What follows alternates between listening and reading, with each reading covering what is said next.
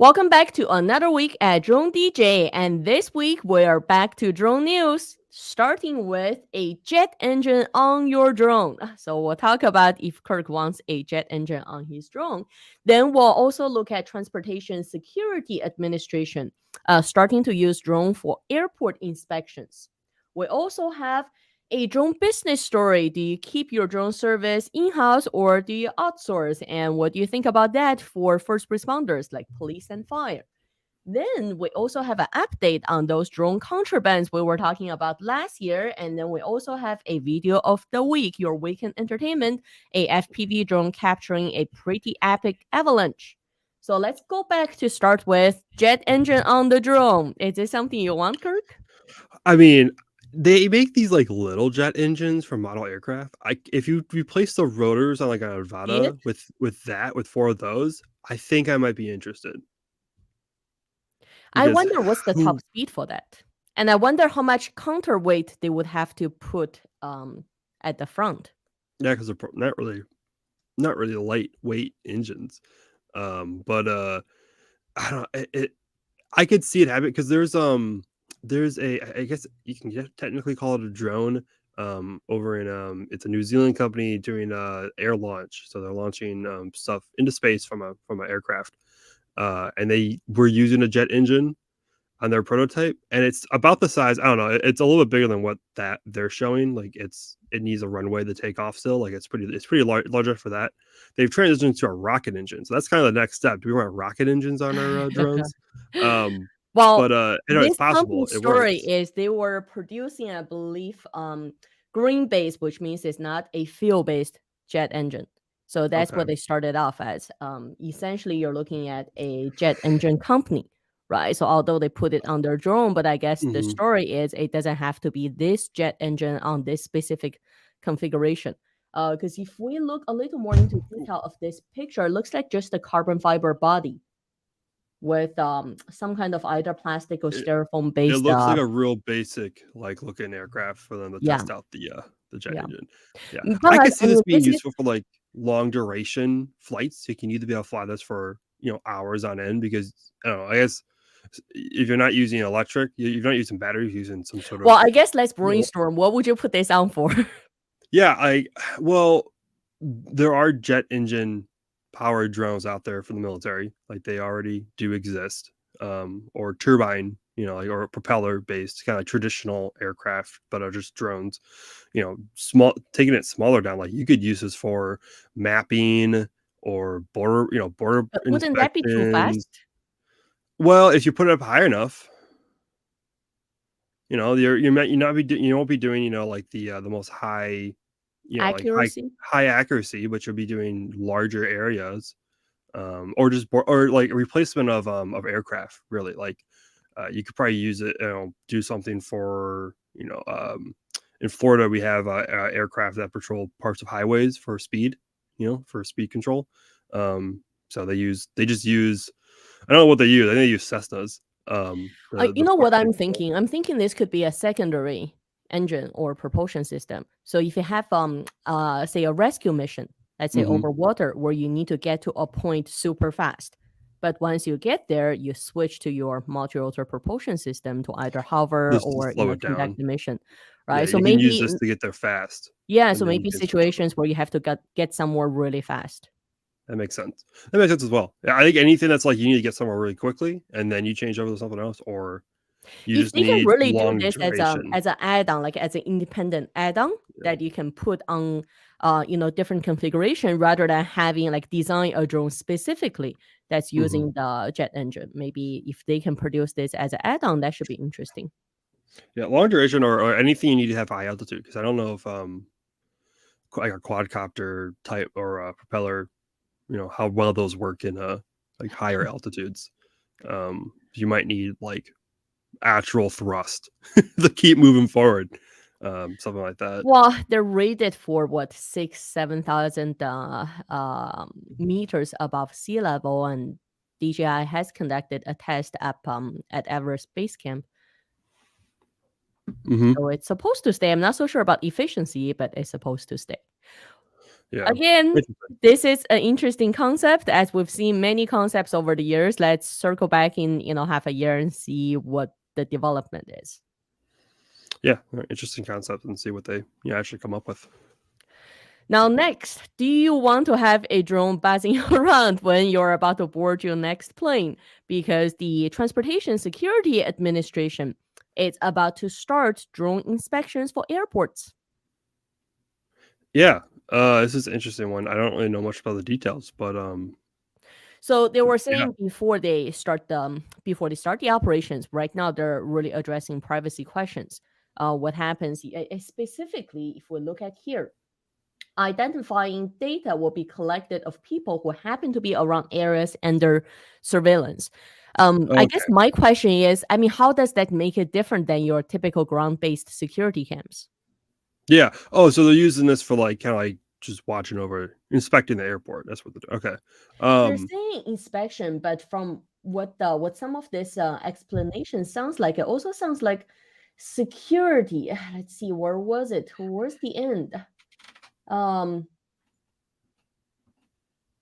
So they have already been active testing at airports in Miami and LA, though up until now. So far it's been confined to actually illegal drone detection. Hmm. So now Identification. what they're thinking about is plans to take the air on its own to perform security audits of transport hubs. And I'm not Mhm. sure if you follow any of the Canadian news, but just a couple of weeks ago, I think there was one of the largest actually gold. It's a ship. It's 1.3 cubic meters of gold that was actually stolen out of Toronto Pearson What Airport. what are we stealing gold for? Like what is this like gold heist? Is this It was is this the supposed to be Wild the West up largest. there? You guys holding up trains with It was bandanas and from a revolvers? gold mine. It was from a Interesting. gold mine, and it was at the storage, I guess, when it was being transported, during one of the storage stages, it was stolen. So when I was checking this, I was thinking, if they're looking for, you know, unauthorized access, is that something they can actually detect? Because we're talking about a 1.3 cubic meter, and they're heavy Mhm. as hell. It was what, Yeah. 3,600 pounds or I something? I don't see this being any different than your normal security cameras. I don't know if you would have to like because whenever you go to anywhere with a lot of security cameras, there's signs that say that there are security cameras being like watched and monitored. I don't know if you've had to add in like there are security cameras and drones that are doing that, but uh, I I don't know. It's also it's Well, the I guess TSA, which is part of which is for space that's large for the airport, yeah are security cameras that's covering everything, all the grounds. yeah. It's like it's everywhere. So what's the difference between adding something in the That sky would be that a can good question for sure. it's TSA, which is part of Homeland Security. So like they have pretty much leeway to do a lot of things that would normally need permission, but they don't. So and then they work with the FAA really well, so they can probably just give them permission to do the airspace, easily. So yeah, who I knows? have seen airlines using drones to inspect actually their planes at the That's smart. airport, That makes because sense that's a different angle, right? You can cover top, size, different angle. and quicker. You can just park it and then have it do a route and then land, and then it's all done. So that's actually pretty smart. I'm sure that's sure the FAA loves when the airline says, "Hey, can we fly a drone inside the airport, please?" I wonder if they also plan to use any drones that have specialty cameras, like a multispectral or a combination of thermal and lidar I definitely multispectral. see it's thermal. Yeah, that makes sense. I mean, well, if we're talking TSA. Well, it would be Border Patrol that would be using multispectral Yeah, for for like detecting food, for checking different food, checking food substance. crops. Yeah, Hmm. that are coming through. That would definitely make sense for them. Although I think they use a lot of thermal still actually for that. But no, if you ever go through a Border Patrol checkpoint, they have like every type of camera and sensor. Like you're being probed in every different wavelength and spectrum. So when Also, you I drive guess through those checkpoints, it's another story we'll watch for development and see how it actually gets deployed. Now, moving on to a drone business story. I think it's an age-old question. If you're an organization, do you have and if you have drone needs, do you have an internal drone team, or do you outsource and hire somebody else to do it? I think for any other industry, like either the filming, either the construction industry, there are quite a few of those outsource companies available, right? So Mhm. if it's something special, or if you don't want to implement your own drone operations yet, you can always outsource. But this is always a question mark when it comes to first responders. So we're talking about police and fire. Mhm. Traditionally, they like to have their own internal Yeah. drone service. I mean, needless to say, you don't want someone who just flies a drone but no police or fire experience to come into a situation. Yeah. Um, but Skyfire, which is a public safety emergency and consulting emergency program consultancy. So traditionally they were a consulting firm, and now they're offering a turnkey solution for first responders. That should be an interesting business case. Yeah, and I think the biggest concern, I mean, if I'm looking at a concern here, is like, do you want someone who's not wearing a uniform and not taking an oath to do it? Because like a lot of these people probably they have law enforcement experience, they have firefighting experience, so they probably know what they're doing, but they're profit kind of focused. Do you want someone who's profit focused versus someone who's taken an oath and who's sworn to serve and protect versus someone who's just giving my paycheck? Which of course you can go through a whole about like whether or not law enforcement are just doing the same thing. But however, um, I can see this industry wise being good for the industry because it definitely makes it more commercially viable. Like also like, oh, now more of these companies can be set up and make more money, and then we have a much larger, more robust drone system. But I think ethically, it's where you get to that program, that thing like, well, should we have Well, I guess a few non-cops making questions. decisions on people with So video? so first responders already outsource, right, Yeah. different areas of their service. It's not like 100% self-sufficient, everything provided internally. So Hmm. what would make the drone program different than outsourcing somewhere else? Number Yeah. one. Number two, one of their points was also for smaller agencies, let's say a small county somewhere that just doesn't Hmm. have the resources to implement their own drone operations. I've seen smaller towns here that also hire photographers for different, even crime scene photo situations, just Hmm. just because they don't have the need or the They resources don't to have need an it on internal one. staff 24/7. Yeah. Yep. So is this one of those situations? I mean, Yeah. obviously, it's not going to be your New York Fire Department that outsources. Probably Yeah, like cities like would that it be or a smaller counties county? like larger counties. I know like in my county specifically, they have a program where each kind of local city has a certain unit that's what they kind of specialize in, and then they're kind of on call for other cities that they need it. So that if you're not a large enough county where you can do that, and you're not a large enough city where you're like New York or Chicago, LA, who can kind of do their own thing, yeah, like do you just need someone who can operate drones on a call? Like, is that just all you're doing? And then you're having, someone standing next to them making the decisions. I think that's totally fine. Like, just Well, I hiring a had drone this pilot. conversation with one of the fire agencies here too, and they said the challenge for them to actually train their firefighters to be a drone pilot was the thing is when you have a situation, the firefighters were already scrambled with the non-drone related tasks. They already didn't have much time left, and now they're asked to Hmm. also go fly a drone. And if they don't do that, if they designate a person just to fly a drone, they're looking at just keeping a drone pilot, on the staff. Then it's also additional cost, and Yeah, that adds up for the year, right? yeah. Training. I mean, just purchasing the drone can be a big cost for some cities. Actually, Um, equipment to them, the cost is not the main concern.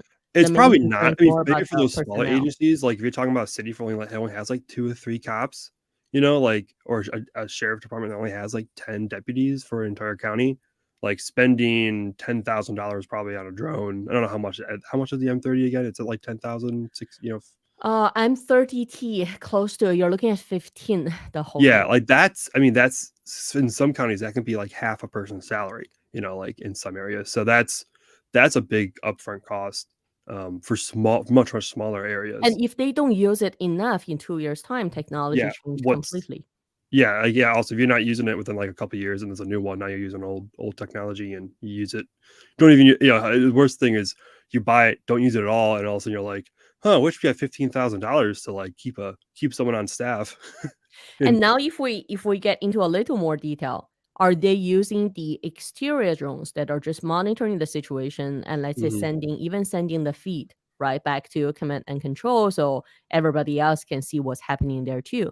That's yeah, probably a easier to solve situation. yeah, Potentially you could prep, let's say, a drone tactical vehicle that's on demand, that's needed, and make it almost autonomous, tether it whatever way you want and gets to the situation, deploys quickly, and all it does is just provide you with aerial surveillance. But if you need the drone to do any tactical type of operations like flying inside, right, flying through, getting different angle, that you really require a person to make that judgment call. I wonder if that can ever be on demand at all.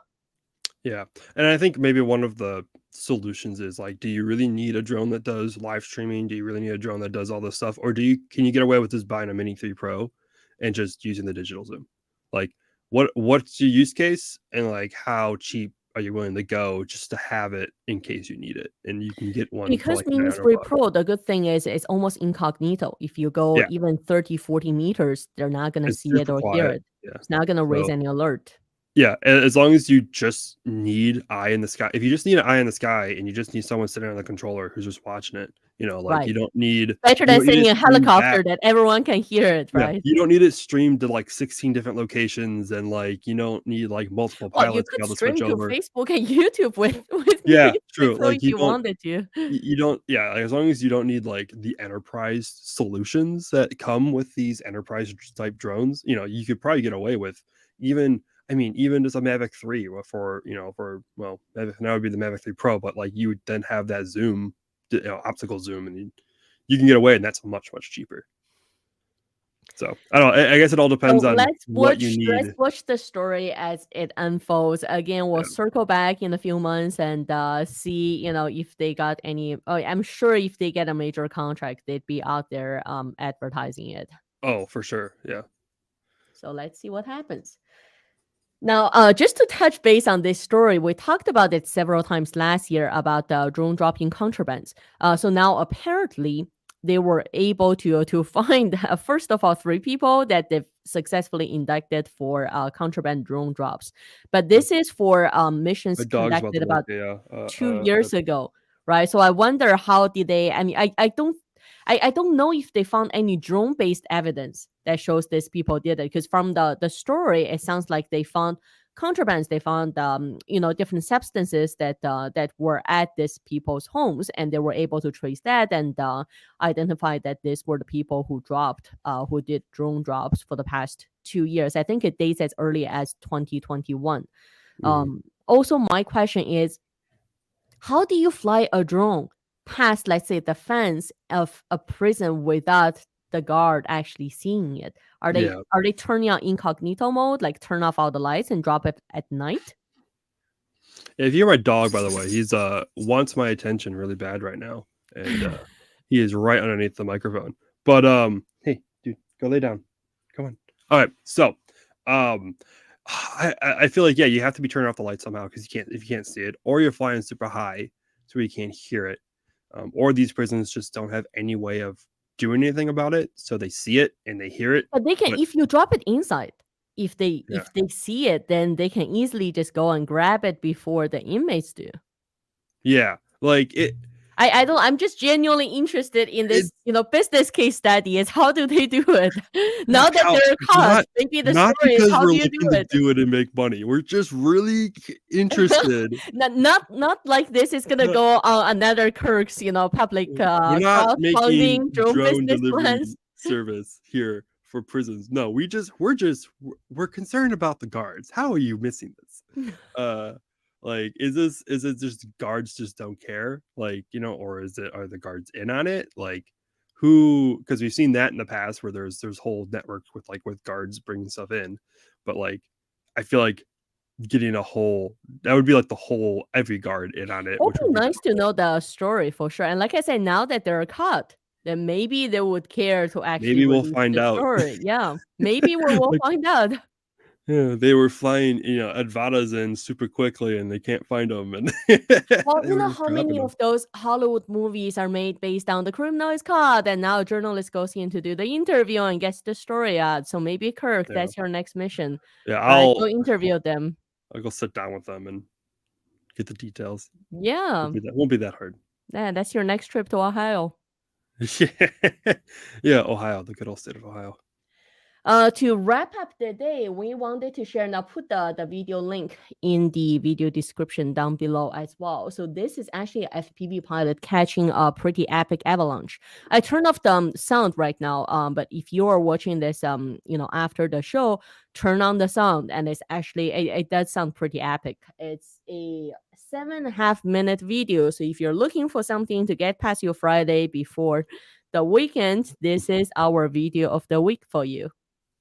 Yeah, I mean, I wish I had FPV drones and also had the guts to fly them Because like this. 'Cause I have, when we watch from a 2D perspective right now, you can't grasp like the actual epicness of the video. yeah, But if you are wearing the goggles, the feel will be totally different. Like this is the video I wish there's a 3D capture from the drone and you can actually watch this in like a 3D theater or something. like I wish you could just record the goggles in like in a AR or VR like format to just play it back in any VR goggles. Like that'd be Yeah, cool. because from here you definitely like you can't get this in just the 2D video. It doesn't Hmm. feel the same. But once you have sound on, it also makes a big difference.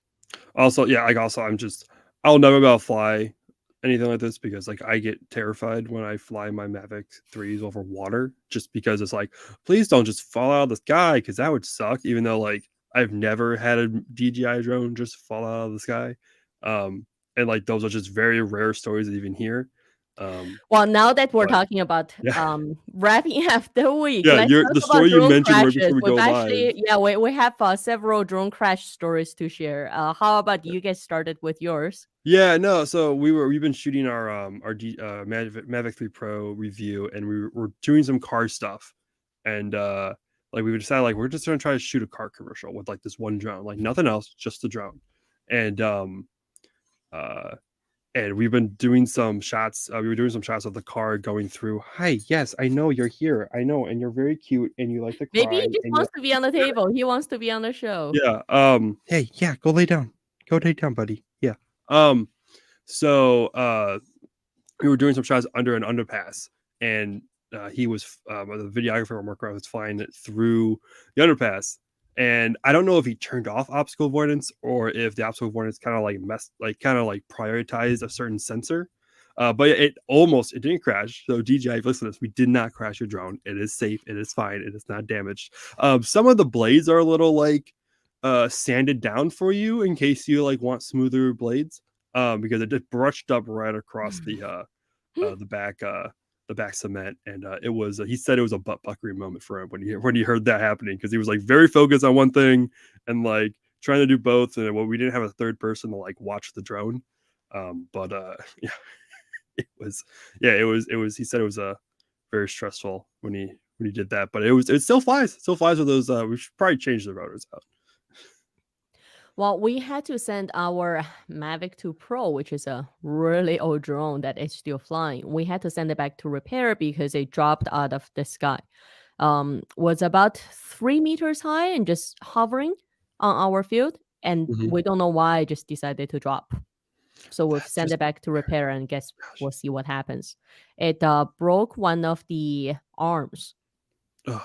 I just drones just fall. That's like the biggest fear I think for anyone is just your drone deciding just to Yeah, drop. I mean, I'd like to know why. Luckily, this was Mhm. 3 meters up on the open field. No one was under it, Yeah, but we don't know why it just and dropped. We had 80% battery on it, yeah, and then and so the other one I also heard from one of the pilots we work with is his Skydio just decided to slowly drop. It wasn't a full drop, but it also wasn't like a landing. Right? mhm, He was actually doing a 3D capture of a building that had an angled roof. So unfortunately, when the Skydio, slowly descended to the roof and just decided to stop, it was on an angle and it fell down. hmm, So Interesting. he's also sent it back to repair, and we'll see what actually caused it, or if we'll ever get the back end of that story. The only thing that scares me more of drones falling out of the sky is birds hitting it and it falling out of the sky. So there's a shot I need to actually go get for the review that I need to go do sooner rather than later, because if we get too close into spring, it will be nesting season for the seagulls, and they get really pissed Aggressive. at drones. Yeah. They get them and hawks that all live in the same area get really pissed at drones flying around. They start attacking it. So I should go do that like as soon as possible, so I can get some good before I start having seagulls attack it. I actually got like some great shots. I was at like 350 feet up, like going across a coastline with all these rocks, and like seagulls like going underneath it, because they didn't care. They're just hungry at this point. They're not breeding or anything like that, so they're not being aggressive. And so you can just get them just like flying around through the on like, trying to feed on some, I don't know, whatever they feed off in the ocean. And it's just super cool. Like that 70 millimeters, like or that 3x camera on the Mavic 3 Pro is just so good. It's just you just get so many different shots. Maybe we'll put your video as video of the week. Better. Spent a lot of time on it. Well, thanks for joining us this week. We'll put the story links and the video link in the video description down below, and we'll see you back here next week.